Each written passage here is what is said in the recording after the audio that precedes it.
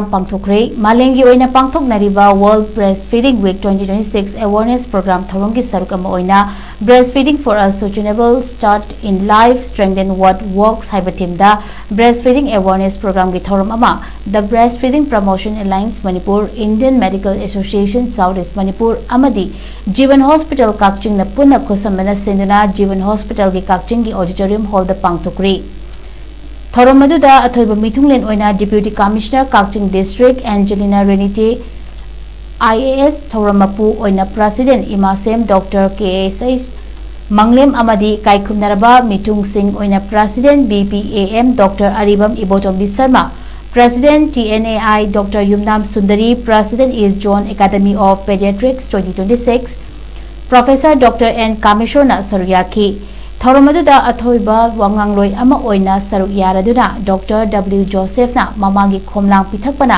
mama amadi pikliba angang singda piriba kanaba kaya khomlang pithakpagi mawong matau body position kaya amadi World Breastfeeding Week 2026 kamari leinana World Alliance for Breastfeeding Action na thamliba pandam na jingbagi matangda marik chuba wafung kaya saruk yakiba singda paudamki Thoromaduda athoiba mithunglen oikiba Angelina Renite RIAS da sufongdokibada miyamna aranba wakhalonda mamagi khomlang pithakpana angang adukhak masa mawu falli haina thajanari masi aranba wakhalni mamagi khomlang pithakpana mama busu masa fahangadoribani wafumasi mahak masamaksu mama ma oiribana chapchana akhangai sikna takpibadagi khangbangamle afaba samachama masa mawu faba samachama ohenbada pikliba angangdagi hauna